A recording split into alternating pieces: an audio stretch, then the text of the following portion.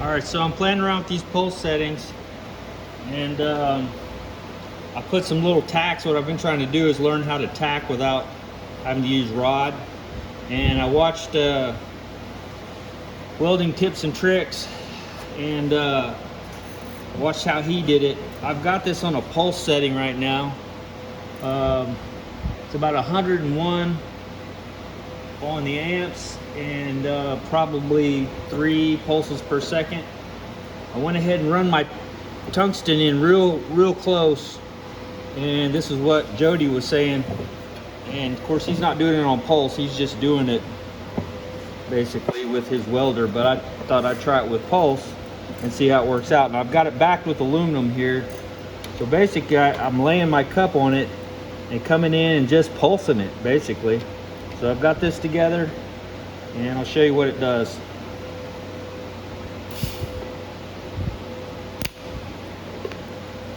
All right, that was 1 pulse. It gets on and then comes off.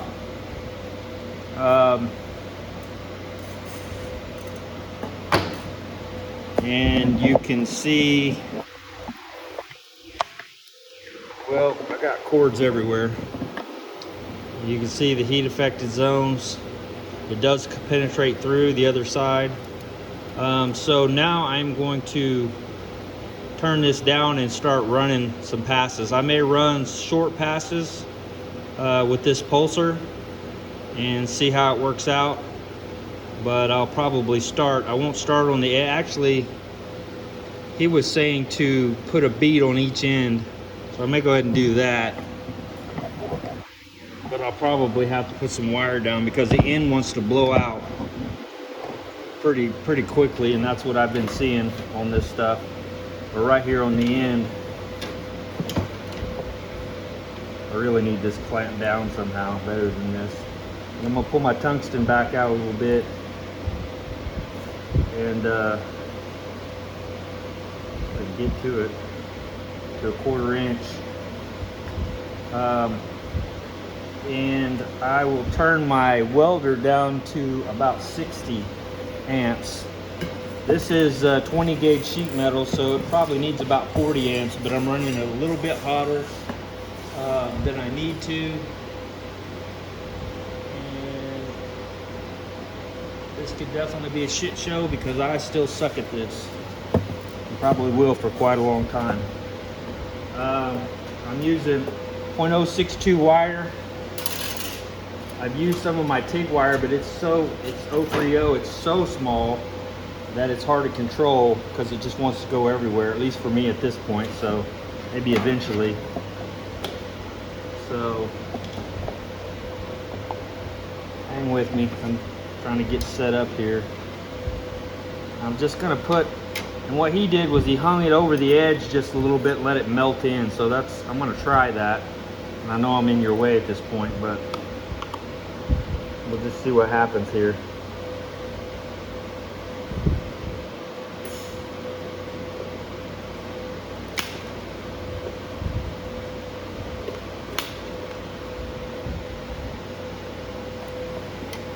All right, that worked out okay. I got it stuck a little bit, I think, so I'm gonna have to sharpen my tungsten. I think I went a little too close. I did planish these out already, and that one's sticking up a little bit too high.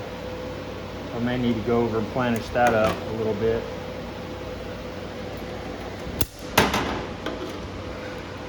I ordered a tungsten sharpening deal. It's a fairly cheap one, but we'll see how it works out. This is what I'm doing for now.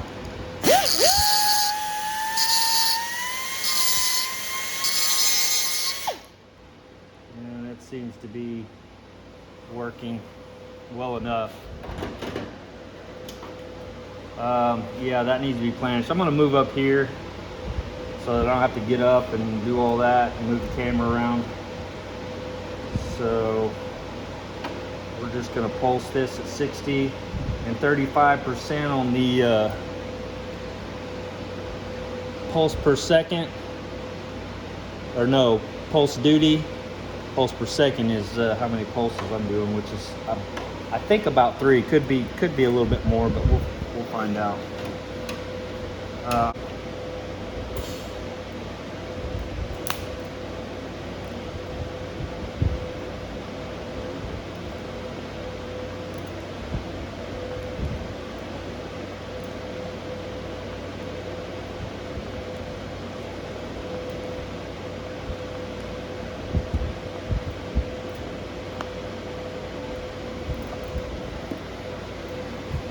right, so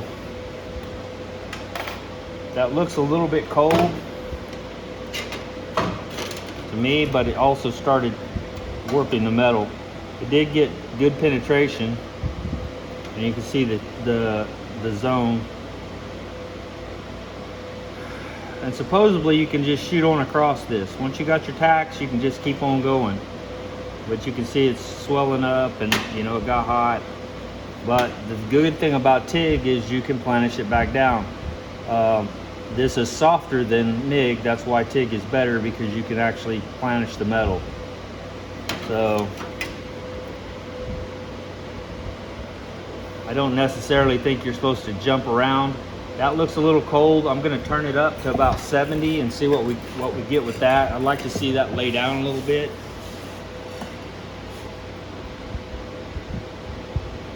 All right, there's 70. Let's see how we do with that. And again, I ordered some new rod that is 045. This is 062. It's just what I had, so just using what I had.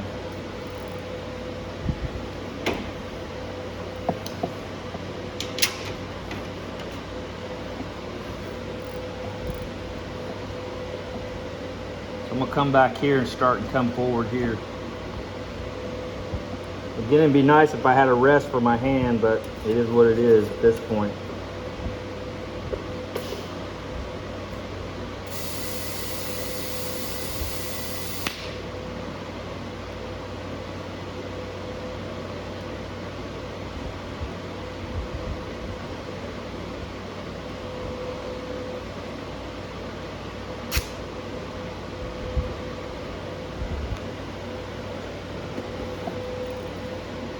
Yeah, that looks like shit too.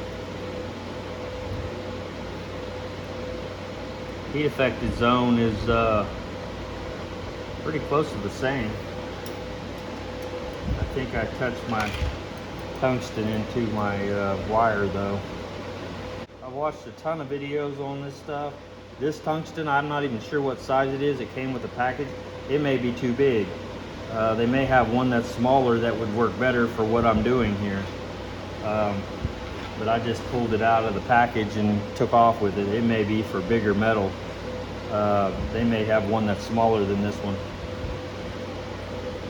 So I don't really care for the way that did. It just seems like it's not quite hot enough to me still, but I've got a backer too, so that's another thing.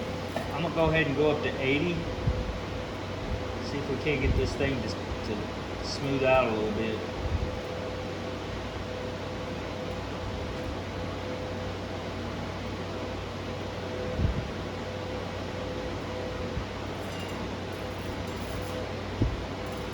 All right, there's 80. Now we'll see what happens.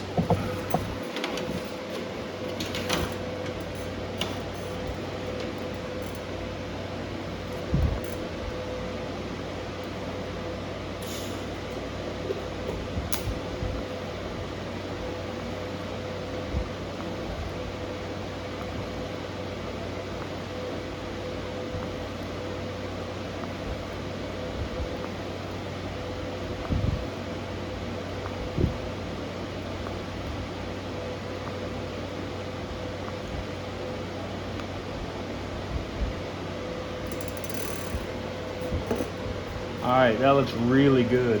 That's my setting, at least for what I'm doing here. Now the heat affected zone obviously is a lot bigger, but the weld looks really nice, and I bet you it came through really nice as well. Not that that's, I see some guys say it doesn't really need to come through, but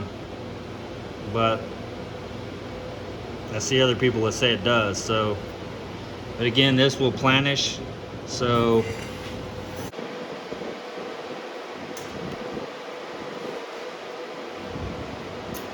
actually this is up, but I don't care. I'm gonna leave it.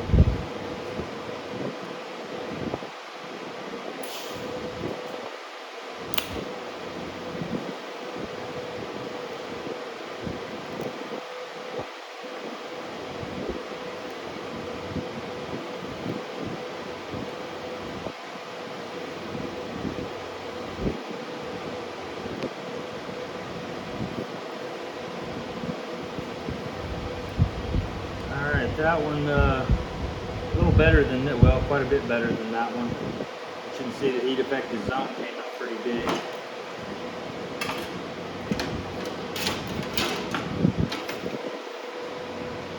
So I think if I just went across the whole piece, I think that zone would probably get bigger, but it would stay more consistent. And that may be a big deal too. I maybe want that heat zone consistent because it's heating and shrinking at different rates. Heating and cooling, I should say. So yeah, that one there was crap. I could probably go over that again, but you might be able to see that that's definitely not straight. You know, I see a lot of people with the planet sheet hammers, they can just run it back and forth. That would be, ultimately, that would be the best than sitting there trying to hammer, because, geez, it takes forever. I almost feel like I need to grind this down some before I start planishing on it anymore, because it's pretty fat. But again, I don't know that that necessarily matters. So, give it one more shot here. I'm still at 80, and I don't know, I'm gonna go up to 100 and see what that does. It seems like it's still just a little bit cold. 100 may be too much, but I can back off with my foot pedal. So yeah, there's 100. There's 100. All right, let's try this and see if it flattens out and see how big that heat zone gets. And I can't go very far with this one because I've got a big chunk missing there. I tried to cut it with a nibbler and it didn't really work out so well for me.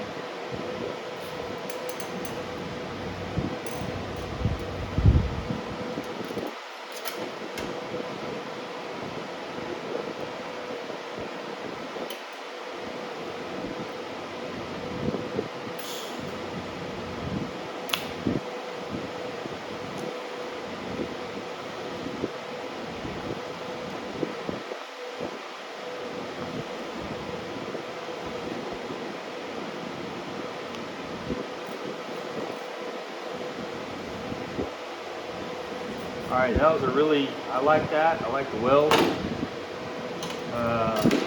The heat zone is a little bigger than the last one, but that one's really cold. That's probably an inch or so, I would think. Let's see. Have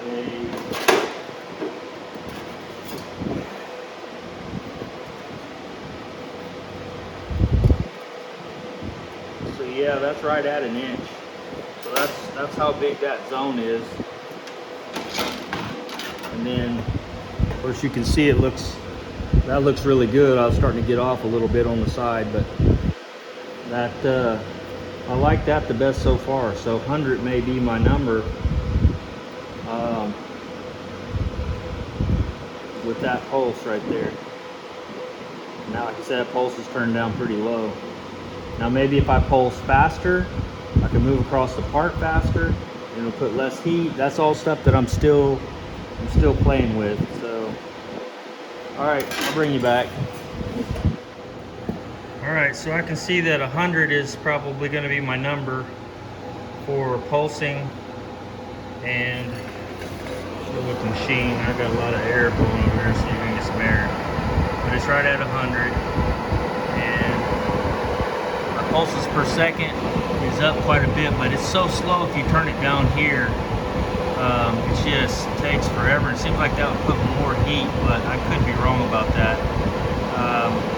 Hopefully everything else is set up like it's supposed to be. You guys let me know again if you know anything about this pulsing and all that.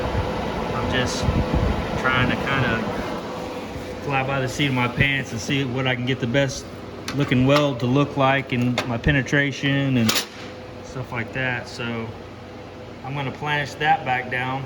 I did planish quite a bit of this, and you can see it except for that end kicking up there, but I gotta planish that probably because of that right there, since I just welded it, that end's kicking up. So I'm gonna planish that down, and then I'll bring you back and show you the piece. And then we may just take a big hammer and beat the snot out of it just to see how, because they say supposedly you cannot, you can't break this weld, and it'll just bend this material to pieces, so we'll test that theory too. All right, so I don't have a planishing hammer, but I did the best I could. You can see the panel is flat-ish enough. It's pretty flat.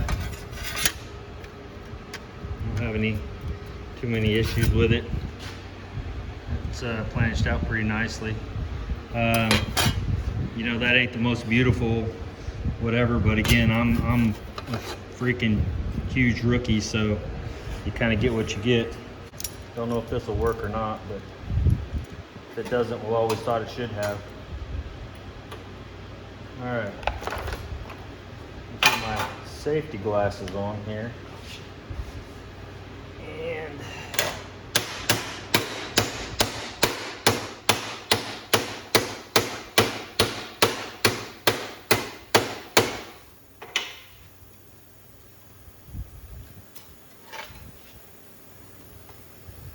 looking pretty spiffy. Let's keep going. If I can get a little bit more of the weld in the center of that.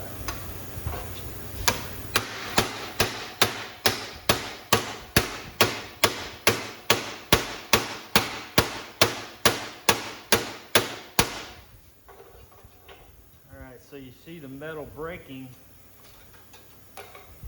over here up against the edge. This weld is right here, and it is not breaking at all. So it actually is broken holes over here where it wasn't even welded, and that weld looks like it's freaking stout. So now I'm going to turn it to where I'm going along with the weld so that this will hit into the weld, and see if we can crack it like that.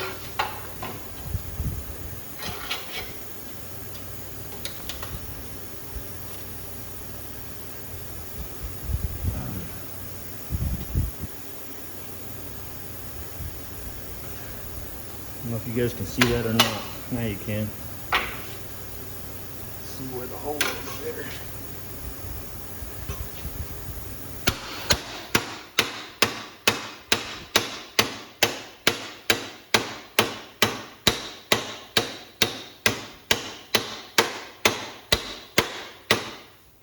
All right, you can see again where it's breaking is where I'm hitting up against this. The hole here. Well, this thing's coming up in the air.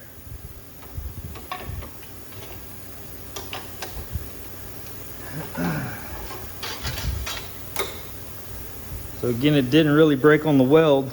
It broke up against the edge where it cut it basically. So you're seeing that.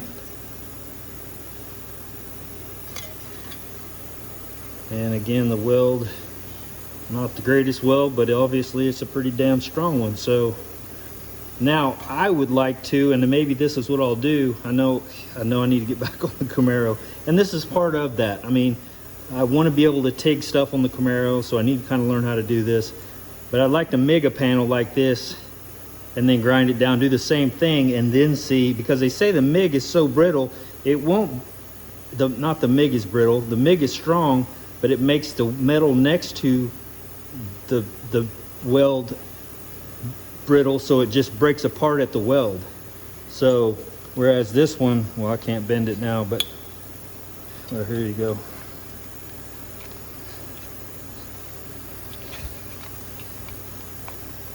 Yeah, so it becomes like it's just a part of the metal now.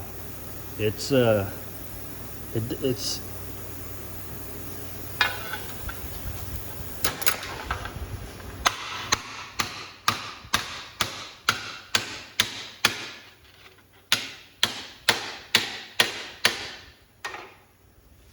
still no cracking, nothing there. And hopefully again you can see that. So that's basically what the advantage to TIGging is.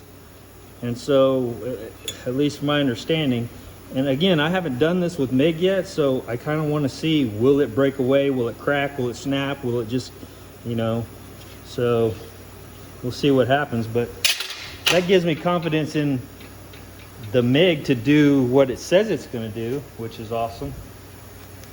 But it's quite a bit harder, or at least for me. Now I'm just starting, but it's quite a bit harder than MIGing. MIGing is just aim and squeeze the trigger, and it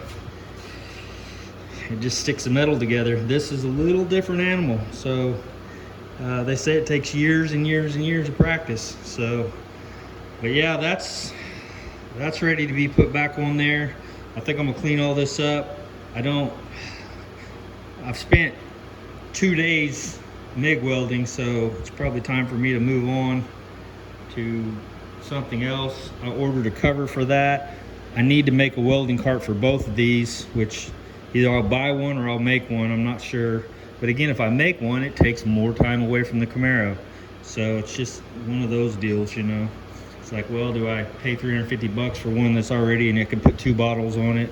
Oh, by the way, the person that was worried, I went ahead and strapped that up to this lift, so it won't fall over and shoot off to Kansas, I think, is what my buddy told me. Yeah, that's it. Give you a close-up of this.